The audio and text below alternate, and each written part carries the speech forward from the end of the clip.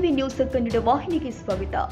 ದೂರು ಕೊಟ್ಟ ಮೇಲೆ ಮುಂದಿನ ತನಿಖೆ ಆಗಲಿದೆ. ದೂರು ಕೊಡ್ತಾರೆ, ಇನ್ನು ಟೈಮ್ ಇದೆ. ಪರಿಶಿಷ್ಟರು ಅಂತ ಅಲ್ಲ, ಗರ್ಜಿಸುವ ಹುಲಿಗಳು ಟಾರ್ಗೆಟ್ ಮಾಡ್ತಾರೆ.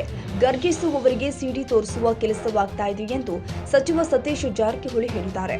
ಬೆಳಗಾವಿಯಲ್ಲಿ ಮಾತನಾಡಿದ ಹನಿ ಟ್ರ್ಯಾಪ್ ಪ್ರಕರಣದ ಕುರಿತು ಮಾತನಾಡಿ, ಹೈಕಮಾಂಡ್ ದೂರು ಕೊಡುವಂತದ್ದು ಏನಿದೆ? ಸಿಟಿ ಫ್ಯಾಕ್ಟರಿ ಎಲ್ಲಿದೆ ಎಂದು ಪೊಲೀಸರೇ ಪತ್ತೆ ಹಚ್ಚಬೇಕು. ಇನ್ನು ರಾಜಣ್ಣ ಕಂಪ್ಲೇಂಟ್ ಕೊಡಬೇಕು. ತನಿಖೆ ಆದ್ಮೇಲೆ ನಿರ್ದಿಷ್ಟವಾಗಿ ಹೇಳಬಹುದು ಎಂದಿದ್ದಾರೆ. ಮುನಿರತ್ನ ಡಿಕೆಶಿ ವಿರುದ್ಧ ನೇರವಾಗಿ ಆರೋಪ ಮಾಡಿರುವ ವಿಚಾರವಾಗಿ ಮಾತನಾಡಿ, ಅವರು ಮಾಡಿದ್ದಾರೆ ಎಂದು ನಾವು ಮಾಡಲು ಆಗಲ್ಲ. ಪೊಲೀಸ್ ತನಿಖೆ ಆಗಲಿ, 40 ಜನ ಇರಬಹುದು ಎಂದು ಅಷ್ಟೇ ರಾಜಣ್ಣ ಹೇಳಿದ್ದಾರೆ ಎಂದರು. ಹಾಯ್ ಅಂದ್ರೆ ನೀವು ಯಾಕೆ ಹಲೋ ಅಂತೀರಾ ಎಂಬ ಡಿಕೆಶಿ ಹೇಳಿಕೆ ವಿಚಾರವಾಗಿ ಮಾತನಾಡಿ, ವಿಲ್ ಪವರ್, ಅನುಭವ ಬದ್ಧತೆಯ ಮೇಲೆ ಇದು ನಿರ್ಧಾರ. ಒಂದ್ಸಲ ಹಾಯ್ ಅಂದ್ರೆ ಅಟ್ರಾಕ್ಟ್ ಆಗಿತ್ತು, ಎರಡನೇ ಸಲಕ್ಕೆ ಆಗುತ್ತಾ? ಗಟ್ಟಿ ಇದ್ರೆ ಆಗಲ್ಲ. ಸ್ವಲ್ಪ ವೀಕ್ನೆಸ್ ಇದ್ರೆ ಒಂದೇ ಸಲಕ್ಕೆ ಮೊಬೈಲ್ ರಿಂಗ್ ಆಗೋಕೆ ಶುರುವಾಗುತ್ತೆ. ಮೊದಲೇ ಹೆದರಿಕೆ ಇದ್ರೆ 10 ಸಲ ಹಾಯ್ ಎಂದು ಹಲೋ ಅನ್ನಲ್ಲ. ಹಾಯ್ ಅಂದ್ರೆ ಹಾಯ್ ಅಂತಾರ. ಯಾವ ದೃಷ್ಟಿಯಲ್ಲಿ ಹೇಳಿದ್ದಾರೆ ಗೊತ್ತಾಗಲ್ಲ. ನನ್ನ ಜೊತೆಗೆಲ್ಲ ವಕೀಲರು, ತಜ್ಞರ ಜೊತೆಗೆ ಚರ್ಚೆ ಮಾಡಿ ರಾಜಣ್ಣ ದೂರು ಕೊಡಬೇಕು. ರಾಜಣ್ಣಗೆ ದೂರು ಕೊಡಲು ಸಲಹೆ ಕೊಟ್ಟಿದ್ದು ಮಾತ್ರ ನಾನೇ. ಸೂತ್ರಧಾರಿ ಯಾರು ಎಂಬುದು ಹೊರಬರಬೇಕು ಎಂದಿದ್ದಾರೆ. ಪರಿಶಿಷ್ಟತಿಲ್ಲ, ಗರ್ಜಿಸುವ ಹುಲಿಗೆ ಪರಿಶಿಷ್ಟಲ್ಲಿ ಯಾರು ಬಂದರೂ ಯಾವ ಗರ್ಜಿಸ್ತಾವ ಅದಕ್ಕೆಲ್ಲ ಸಿಡಿ ತೋರಿಸುವಂಥ ಕೆಲಸ ಆಗ್ತದೆ. ದೂರು ಕೊಡೋಂಥದ್ದು ಏನು ಅವ್ರು ತೊಗೋಬೇಕಲ್ಲ, ಏನು ದೂರು ಕೊಡೋದು ಇದ್ರಾಗ ಅವರೇ ತೊಗೋಬೇಕು. ಯಾರು ಇಲ್ಲ, ಅದನ್ನ ಯಾವ ಪೊಲೀಸರ ಹತ್ರ ಪತ್ತೆ ಹಚ್ಚಬೇಕಲ್ಲ, ಯಾರು ಎಲ್ಲಿದೆ ಅಂತ ಹೆಂಗೆ ಗೊತ್ತಾಗುತ್ತೆ?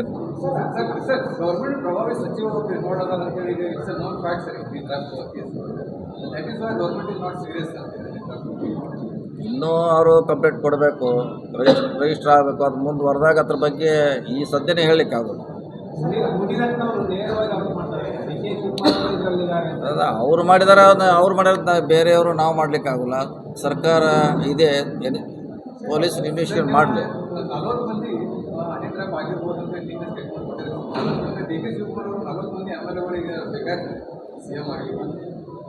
ಇಲ್ಲ, ಆ ದೃಷ್ಟಿ ಇಟ್ಕೊಂಡು ಅವ್ರು ಹೇಳಿಲ್ಲ, ಇರ್ಬೋದು ಅಷ್ಟಂತ ಅವ್ರು ಹೇಳಿದಾರೆ ಅಷ್ಟೇ.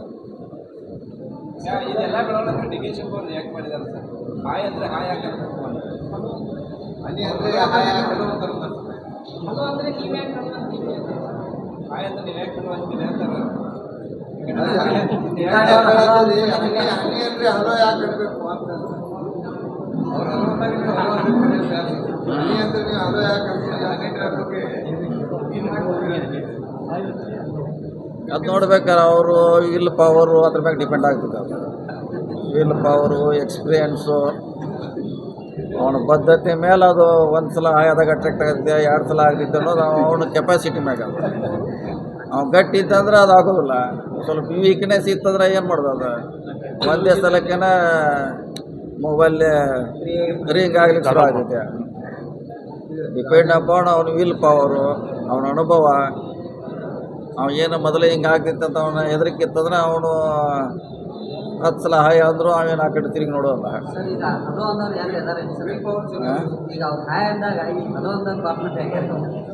ಸುಮಾರು ಜನ ಇರ್ತಾರೆ ಪಾಪ, ಅವ್ರೇನು ಹಾಯ್ ಅನ್ನೋದೇ ಹಾಯ್ ಅಂತಾವ. ಏನು ಅವ್ರು ಯಾವ ದೃಷ್ಟಿ ಹಾಯ್ ಅನ್ನೋದು ಅವ್ರಿಗೆ ಗೊತ್ತಿರಂಗಿಲ್ಲ. ಹಾಯ್ ಏನಂತೆ, ನಮಸ್ಕಾರ ಅಂತೀವಿ. ಹಂಗೆ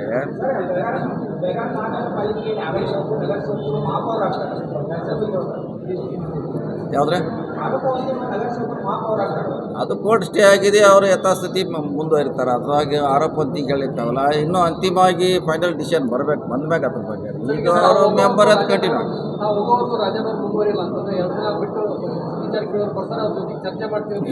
ಯಾವಾಗ ಹೇಳ್ಯಾರ? ನಮ್ಮದೇ ಚರ್ಚೆ ಎಕ್ಸ್ಪರ್ಟ್ ಮಾಡೋದು ಮಾಡಬೇಕು, ಯಾರೋ ವಕೀಲ ಜೋಡಿ ಮಾಡಬೇಕು, ಅವ್ರು ಮಾಡಿಕೊಡ್ಬೇಕೀಗ. ಅವ್ರು ಸಲಹೆ ಮಾಡಿದ್ರೆ ನಾವೇ ದೂರು ಕೊಡೋಕೆ ಹೇಳಿದ್ವಿ ಫಸ್ಟಿಗೆ, ಅದು ಚರ್ಚೆ ಮಾಡಿ ಕೊಡು ಅಂತ ಹೇಳಿದ್ರು.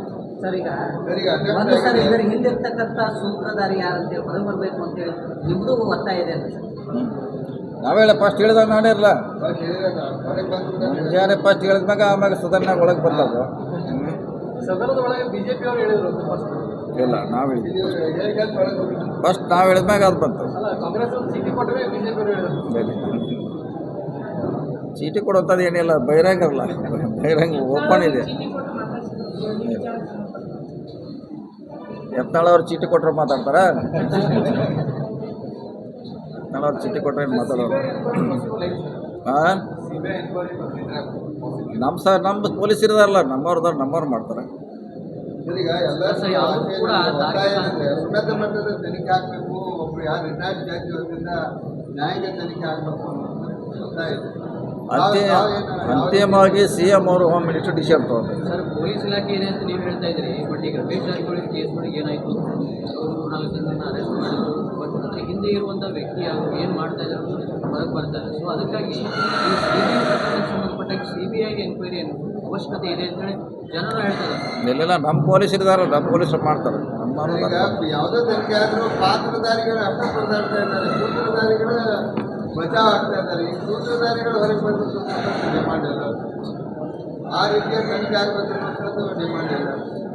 ಸರ್, ಈಗ ಸೀಲಿಂಗ್ ವಿಚಾರ, ಈ ಟ್ರ್ಯಾಪ್ ವಿಚಾರ ಬಂದಾಗ ಒಬ್ಬ ವ್ಯಕ್ತಿ, ಒಬ್ಬ ಮಹಾನಾಯಕನ ಹೆಸರು ಪದೇ ಪದೇಯಾಗಿ ರಾಜಕಾರಣದಲ್ಲಿ ಕೇಳ್ತಾರೆ. ಇದರಲ್ಲೂ ಅವ್ರದ್ದೇ ಪಾತ್ರ ಇದೆ ಅಂತ ಹೇಳಿ ಅನಿಸ್ತಾ ಇದೆ. ಆಗೋಲ್ಲ. ಇನ್ಕಲೇ ಕೆಲವು ಅರೆಸ್ಟ್ ಆಗಿದ್ದಾರೆ, ಅದು ಪಾರ್ಟಿಕಲಿ ಕನೆಕ್ಟೆಡ್ ಇಲ್ಲ. ನಮ್ಮ MLAಗಳನ್ನ ಟ್ರ್ಯಾಪ್ ಮಾಡಿದ್ರಲ್ಲ, ಅದು MLA ಮಾಡಿದ್ರು, ಮಂತ್ರಿಗಳು ಮಾಡಿದ್ರು, ಅದು ಪಾರ್ಟಿಕಲಿ ಕನೆಕ್ಟೆಡ್ ಇರಲಿಲ್ಲ.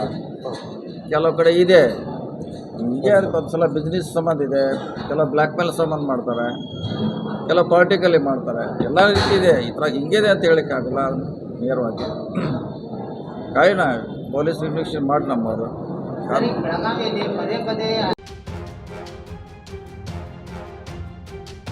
ತಾಜಾ ಸುದ್ದಿಗಾಗಿ MTV ನ್ಯೂಸ್ 24/7ಗೆ ಸಬ್ಸ್ಕ್ರೈಬ್ ಮಾಡಿ ಮತ್ತು ಬೆಲ್ ಐಕಾನ್ ಅನ್ನು ಒತ್ತಿ. ತಪ್ಪದೇ ಲಿಂಕ್ ಶೇರ್ ಮಾಡಿ.